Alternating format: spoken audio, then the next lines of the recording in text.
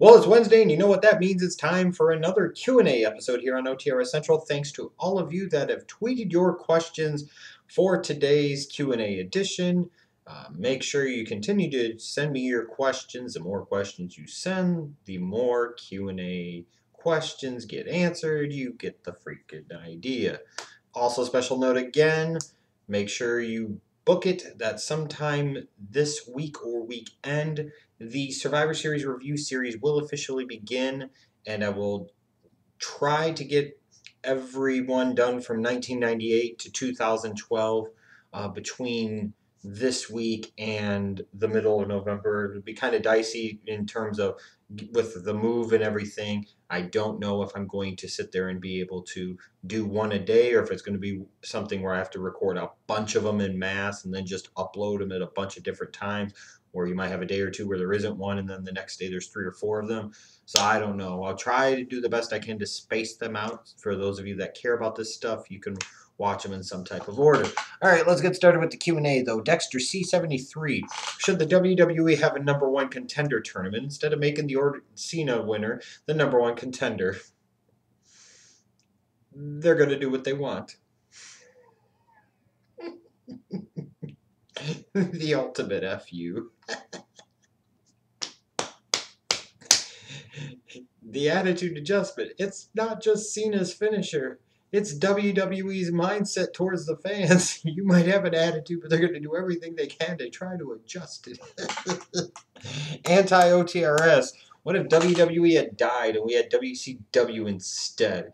Wrestling would probably be dead because WCW by the time 2001 came around absolutely sucked dick. And as a result, it would have eventually folded, and then what the fuck would you have? Oh, good God. The business is bad now. I'm just saying. I mean, this is the same WCW that allowed people like Steve Austin, Triple H, Mick Foley, Chris Jericho, Big Show, all to leave to the competition. Let's just let them go to the company that will make them all huge stars for years to come, because that's a good business philosophy. We gotta push Horace Hogan. Oh, Christ. Real Ziggy 23. With the anniversary of his death past, what are your thoughts on Brian Pillman? Brian Pillman, man, he was a unique cat, and I always thought it was so tragic, not only for his family and the fact that he died so young, but from a sheer selfish kind of wrestling fan standpoint.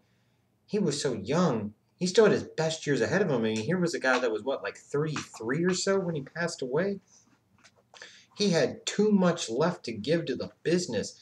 And just as the WWE was really turning the corner, and Pillman was one of those guys that was starting to help the company turn the corner towards the Attitude Era, towards where they needed to go in a direction at that time in the late 90s and early 2000s, he was gone. Imagine all of the feuds you could have had with Pillman during the Attitude Era. You could have done another feud with him in Austin, because that always would have worked. Could have done a feud with him in Mankind, because that would have worked. A feud with him in Taker. A feud with him in Kane. A feud with him in The Rock. I mean, you just think about it and you look at all the possibilities of feuds that could have been done with Brian Pillman. Easily, instantly, a year and a half to 2 years of programming with him involved in very major, very featured storylines right off the jump, and I didn't even talk about the mid-card stuff. It's a shame, for so many different reasons. It really is. A guy that, because he passed away so young, he's kind of remembered as, I don't want to say a caricature, but he's kind of remembered in a certain light. I hate to say it, but not because he was so talented, but it was because, in part, he was talented and he died so young, and that's kind of sad. It's how it is, though. V4 Loco, do you think WWE should have a Bella segment just to have Orton come out of nowhere and RKO both of them and leave? Fuck yes. I'm all for that shit. WWE 961. Smartest and stupidest things done by Vince McMahon, Eric Bischoff, and Paul Heyman.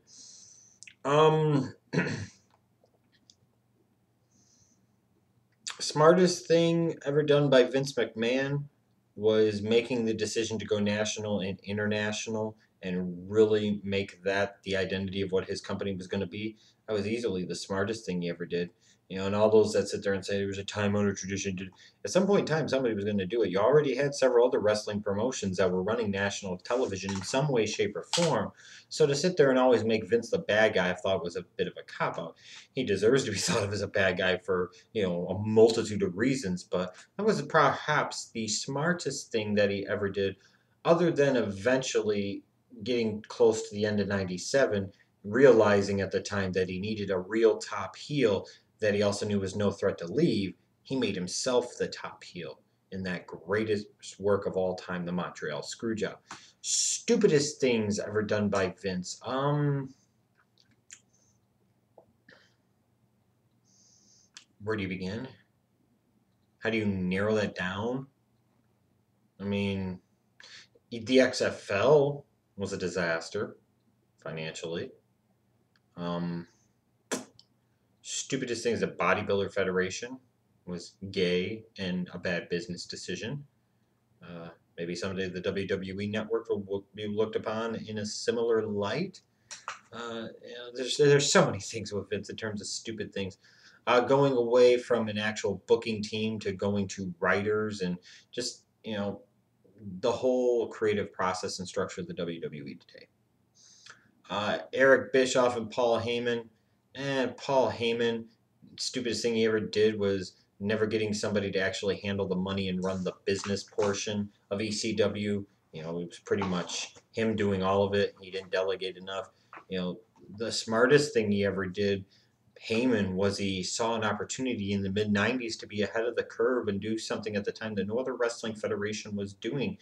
He saw an avenue, he saw a niche, and he went after it, and he did tremendously well for what he could possibly do.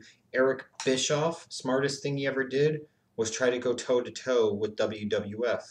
Stupidest thing he ever did was try to go toe to toe with WWF. Rampager 213, based on the failures of recent NXT stars in the main roster, is the NXT roster better off back in the indies?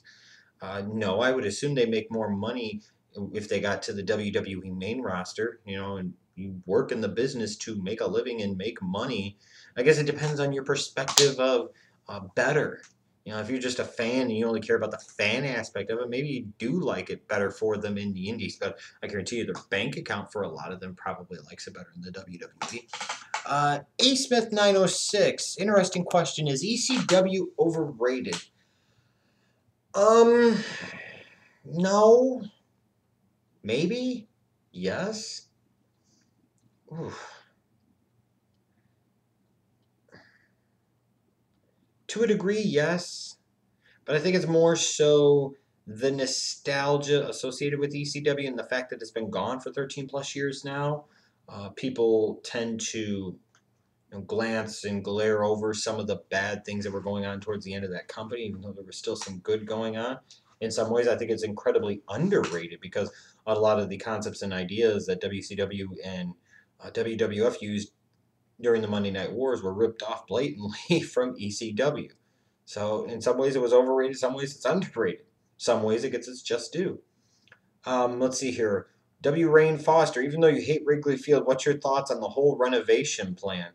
Again, the whole reason they brought in Theo and Jed was so that way they had an excuse to do the necessary rebuilding, not of the stadium, because that fucking thing just needs to be torn down. But they needed to rebuild the organization from the ground up in terms of the minor league system and so on and so forth. They needed to get younger, and that was going to take years. And they're still not completely done. But that's why Theo and Jed were brought in. Make no mistake about it. It wasn't just to build a winner. It was to rebuild in that way because it would allow the organization and the Ricketts family in particular, who aren't that well off by comparison to a lot of other Major League Baseball owners financially, it would allow them to save a shit ton of money over the next 4 to 5 years, which is exactly what it's done, which has led to what? The organization being able to pump a lot of money into this stupid Wrigley Field renovation. Wrigley Field is a dump. My only memories of Wrigley are all losing memories. This whole thing of you take it to the ballpark. No, you know what? Fucking stupid. Fuck that shit. You think that's your motivation to go to a baseball game? Pound it up your ass. I'm 33. I want to see the Cubs win the World Series before I die. And that's no guarantee. And I'm serious. That's one of the big things I want to see happen in my lifetime is the Cubs win a fucking World Series. I don't care if they play in a goddamn cookie cutter stadium or a grade A plus state of the art multi-billion-dollar fucking baseball facility of the future for 100 damn years. Just win a damn World Series. But as long as Wrigley Field is there, it is always going to be the crutch. It is always going to be the fallback. And it's always going to be the excuse to not go that extra step to make the Cubs a championship team. And it's that simple. And if you don't think Wrigley Field should be torn down, then you are fucking stupid. And I don't even care. It's not an opinion, it's fact. Motherfuckers, they haven't won a World Series since they've ever played there. It's been 100 years. To sit there and say, we can't just play them out of the ballpark. The increased number of day games that they have to play because of the stupid agreement they have to have with the lights, with the city, and the rooftop owners, and worrying about that crap and everything else. Yeah, you can blame the stadium as a part of it, stupid fucks. Let's see here. W. Rain Foster, who's your pick to win the World Series? Fuck. It could be the Giants. It could be the Royals. I just really don't care. Tom Bauer, 1990. Most underrated wrestler of the ruthless aggression era. You guys can debate it. I don't really care. I'm getting to the end of the Q&A. Sorry, man. Now, in terms of most underrated wrestler of the ruthless aggression era,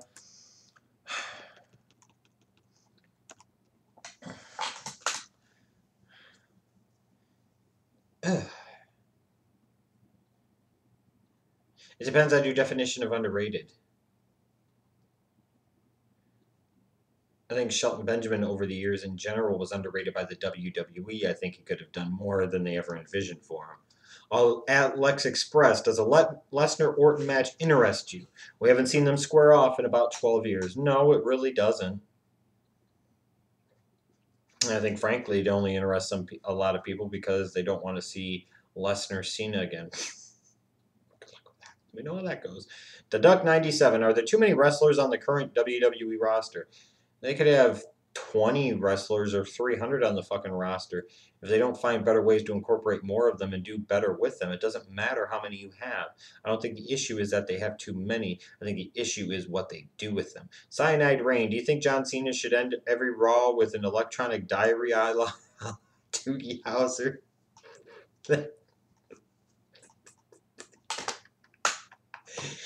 And it's funny because as a kid, I actually did watch Doogie Howser every week on ABC. I know I'm not the only one. I know some of you that are watching this video used to watch fucking Neil Patrick Harris, used to watch fucking Doogie Howser. You know you did, damn it. Show was cool. I don't give a shit. He was, what, 14? He's playing a fucking doctor. Let's see here. Play Heel 95. Top 3 overrated superstars of all time or today? I think Cena's on that list. I think Triple H is on that list. And I think Shawn Michaels on that list. How about that? Who else gonna piss off? Bret Hart might be on that fucking list.